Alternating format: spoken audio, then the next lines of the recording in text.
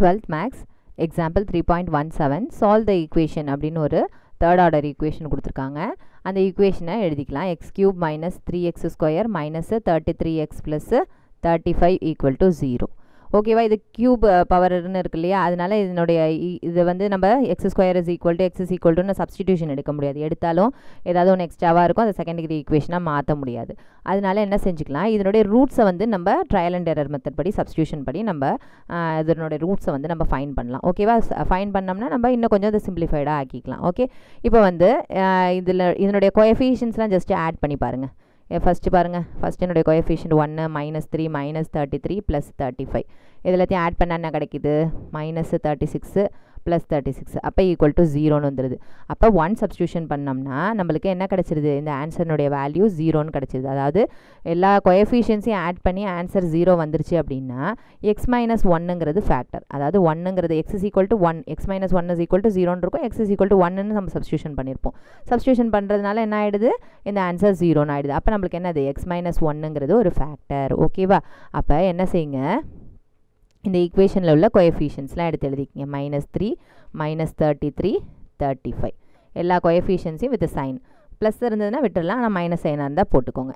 இப்போ நம்மளுக்கு என்ன ஆன்சர் கிடச்சிது, எக்ஸ் இஸ் ஈக்குவல் டு 1ங்கிறது ஆன்சர் கிடச்சிது இல்லையா, அதை இங்கே சப்ஸ்டியூஷன் பண்ணி நம்ம அடுத்தது இதை சிம்பிளிஃபை பண்ணோம்னா நம்மளுக்கு என்ன கிடச்சிரும், இன்னொரு ஈக்குவேஷன் கிடைக்கும். நம்மளுக்கு 1 தான் ஏற்கனவே அது ஃபேக்டர்னு தெரிஞ்சு போயிடுச்சு. திருப்பியும் எதுக்கு அது 1ன்னு கொண்டு போய் வச்சு நம்ம அதுக்கு ஆன்சர் 0ன்னு கண்டுபிடிக்கணும்னா அது கிடையாது. இந்த 1 கொண்டு போய் இதில் சப்ஸ்டியூஷன் பண்ணும்போது நம்மளுக்கு ஃபைனலாக ஆன்சர் 0 வந்துடும். இங்கே மீதி 3 டேர்ம்ஸ் இருக்கும் இல்லையா, அந்த 3 டேர்ம்ஸை வச்சு நம்ம என்ன செஞ்சுக்கலாம், ஒரு செகண்ட் ஆர்டர் ஈக்குவேஷன் நம்ம கண்டுபிடிச்சிக்கலாம். அதிலேருந்து நம்ம என்ன செஞ்சுக்கலாம், மற்ற 2 சொல்யூஷன்ஸ் கண்டுபிடிச்சிக்கலாம். ஓகேவா, ஃபஸ்ட்டு எடுத்தோன்னே இந்த டேர்ம் 0ன்னு போட்டுக்கணும். ஸோ இது ரெண்டுத்தையும் ஆட் பண்ணுங்கள். 1 + 0ங்கிறது 1, எகெயின் 1 × 1 இந்த டேர்மை மல்டிப்ளை பண்ணி இங்கே எழுதணும். ஸோ -3 + 1ங்கிறது -2, எகெயின் இந்த டேர்மை இதோட மல்டிப்ளை பண்ணுங்கள். -2 × 1 -2 இது ரெண்டுத்தையும் அடிஷன் பண்ணுங்கள். -35 இந்த டேர்மை 1ஓட மல்டிப்ளை பண்ணிங்கன்னா -35 கிடைக்கும். ஸோ 35 - 35 0. ஓகேவா, இது கியூப் ஆர்டர் இல்லையா, டிகிரி வந்து மேக்ஸிமம் 3.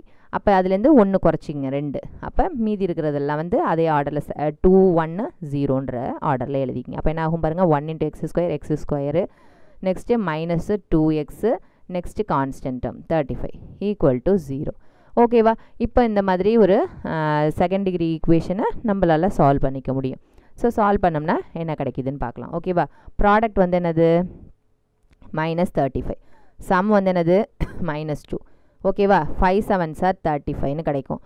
ரெண்டுத்தையும் அடிஷன் பண்ணால் பெரிய நம்பர் கிடைக்கும், ஆனால் அடிஷன் பண்ணால் 2 ஆர் சப்ராக்ட் பண்ணால் 2 கிடைக்குது. அப்போ எதாவது ஒன்றுத்தில் மட்டும்தான் என்னது மைனஸ் சைன் இருக்கணும். இங்கே கிரேட்டர் நம்பர் சைன் வந்து நெகட்டிவாக இருக்கிறதுனால பெரிய நம்பருக்கு நம்ம சைன் மைனஸ் கொடுத்துக்கிறோம். ஓகேவா, இது ரெண்டுத்தையும் மல்டிப்ளை பண்ணும்போது -35 கிடச்சிது. ஓகேவா, அப்போ x - 7 × x + 5ங்கிறது ஒரு ஃபேக்டர். ஓகேவா, இண்டிவிஜுவலாக ஒரு டேர்மையும் நம்ம 0க்கு ஈக்குவேட் பண்ணுவோம்.